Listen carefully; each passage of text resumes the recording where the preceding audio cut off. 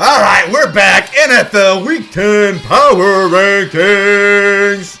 And you'd think I'd get more excited about this stuff, but I don't know. My team's heading in the wrong direction. Is your team going in the right direction? We'll find out here shortly. I'm not going to do my highest risers and my farthest fallers this week. I am going to keep with the same theme, though, of giving you guys a red when the teams are going down, a green for when the ones are going up, and then a brief analysis of the ones that are non-playoff teams right now, and continuing with the theme of my 7 NFC, 7 AFC. As I've always done on this channel, for those who don't know, I always do my top 14, 7 AFC, 7 NFC. And right now it's pretty even. Both AFC and NFC have 7 teams that are above 500, so a 5-4 record or better. A lot of teams that are 4-4 as well on both sides of that, but both sides have 7 each on the plus 500 records. All right, I got to move into the top so you guys can see all the records there. You can see Kansas City, obviously the only team that's undefeated left. And now no team has only 1 win. So this point in the season, 9 weeks in, every team has at least 2. And look how many teams are fighting for that number 1 overall pick. In the AFC, you've got 7 teams that have 2 wins. I'm sorry, 6 teams that have 2 wins. And then the NFC, you have 3 teams that have 2 wins. So 9 teams have 2 wins. It's going to be wild to see which team ends up separating downward to become the worst team in the league. We'll see as we go on with this. All right, so let's jump right into it with our rankings for this week. I kept the Panthers at number 32, even though the Panthers knocked out the Saints. I still think they're the worst team in the league. They have a prime opportunity to prove me wrong this week as they take on the Giants, though. You see the dash, the white, that means they didn't move. Number 31, the Raiders, you see they moved one down in one spot. They get a much-needed bye after losing to the Bengals and then subsequently losing their offensive coordinator. He was a head-scratcher of a hire in the first place. They get a week to regroup before taking on the Dolphins. The Giants moved down a spot after losing to the Commanders. Now they get a powerhouse matchup against the Panthers to see which team wants the number 1 pick more. 2 of these 9 teams that have only 2 wins. We'll see which one separates downward. The Saints at number 29, down 5 spots. The Panthers knocked off the Saints, and I had no choice but to move them down, especially after losing their 7th in a row, and now their head coach. Now they have to face the division-leading Falcons to try to get back on track. Number 28, again, no move for the Patriots. Even though they lost to the Titans, but the Titans did jump ahead of them, the Patriots have to head to Chicago, try to right the ship against the Bears. At number 27, I've got the Titans just jumping ahead of the Patriots. Got a much-needed win, so I appropriately moved them up 4 spots. The defense has looked fine, but they've got work to do. They've got a tough matchup against the Chargers this week. Number 26, the Dolphins don't move after losing a close one to the Bills. Matchup this week versus the Rams is looking like a pivotal one for each team for different reasons, so that'll be a fun one to watch. At number 25, I've got the Browns. They don't move either. Even though they lost to the Chargers, they got a bye week this week before facing the Saints in week 11. A lot of these teams don't move or move down just a little bit because most of them were expected to lose. At number 24, I've got the Jaguars. They moved down 1 spot after losing to the Eagles. They'll face the Vikings at home in week 10 to try to get back on track. The Jaguars look like they're just on the verge of being okay, but then they just keep losing. Cowboys lost to the Falcons to extend their losing streak to 3. Now they have to face the division rival Eagles, who are headed the opposite direction on a 4-game winning streak themselves. This might be one of the most important games for the Cowboys to win if they want to salvage this season. Seahawks at 22, they moved down a spot. They lost to the Rams in overtime, headed the wrong way after every other team in the NFC West is headed up. A bye this week to regroup, and then they have to face the Niners to see which team heads in the right direction. Number 21, the Jets might have had one of the biggest wins of the week against the Texans. I moved them up 6 spots after proving they might have a little life left in them. They get to take on the Cardinals to see if they can keep some momentum going, but the Cardinals are hot themselves. The Colts changing of quarterbacks didn't seem to impact them the way they hoped. They lost to the Vikings this week, and now they take on the tough Bills team to see if they can get going in the right direction as well. Down 3 spots for the Colts there.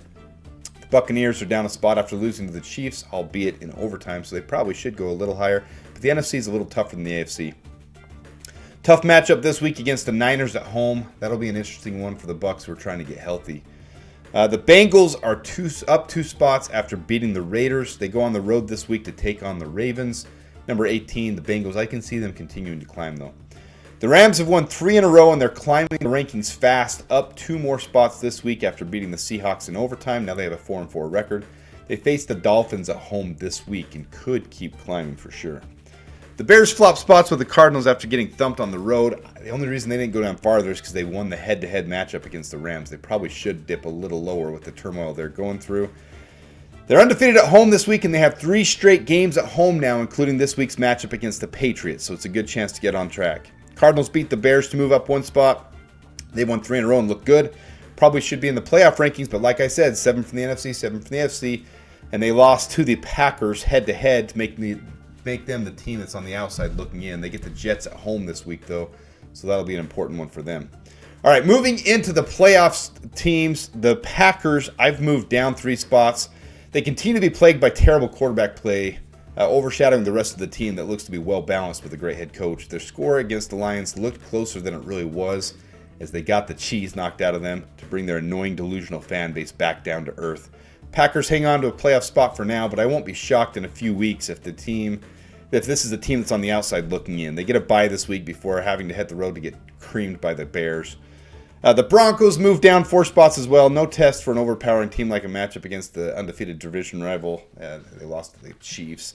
After taking an absolute shellacking from the Ravens, this could be a huge game for the Broncos. They face the Chiefs this week. They find a way to compete and pull off a win.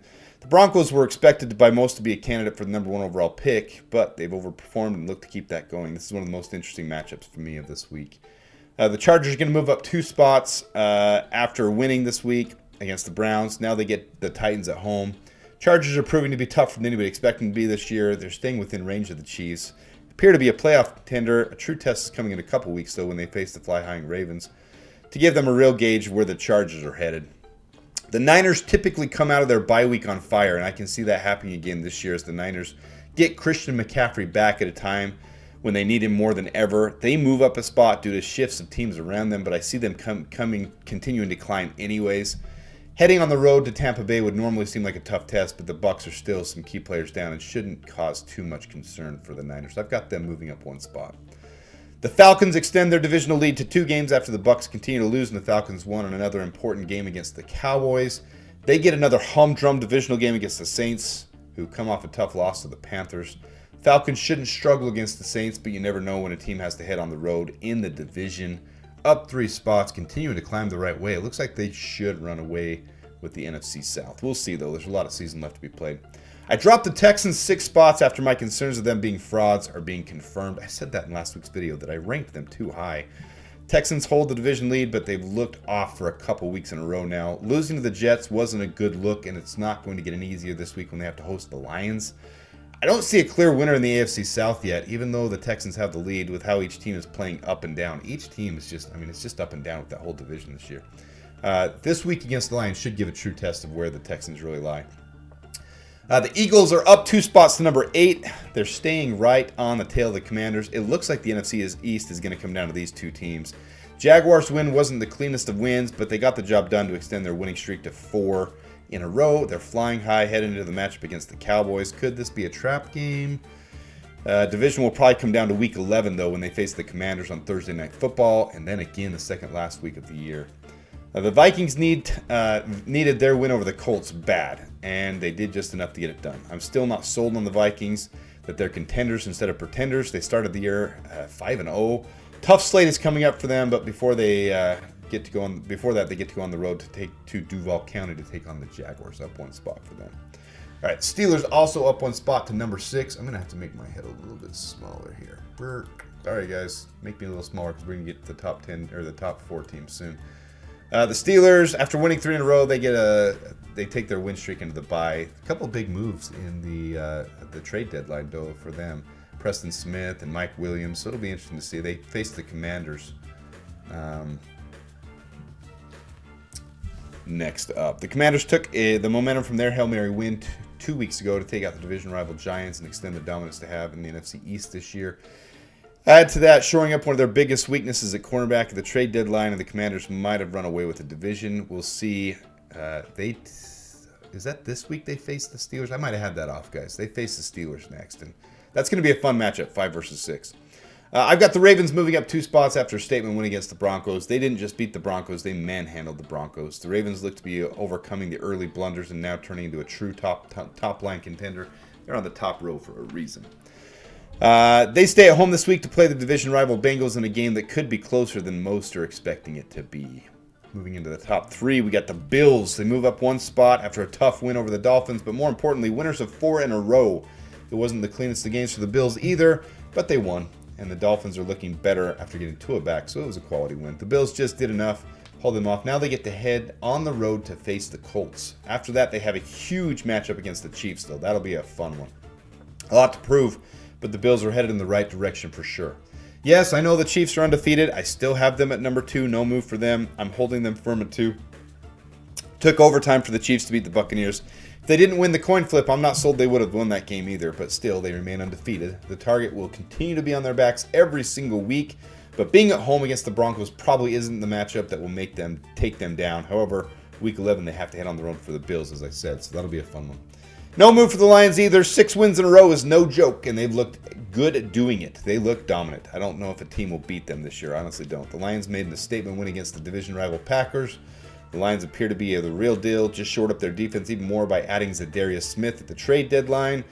We'll see if they can keep it rolling, though. I'm high on the Lions, even though I don't like to be because they're division rival, of course. So, new video out each Tuesday for my power rankings. I wasn't going to get that one out today because of the trade deadline, but I'm releasing it late at night, so doing it anyways. Each Wednesday for my weekly predictions. Give me your thoughts on which rankings I got right, which ones I got wrong, where we stand. I think it's starting to take a clear picture.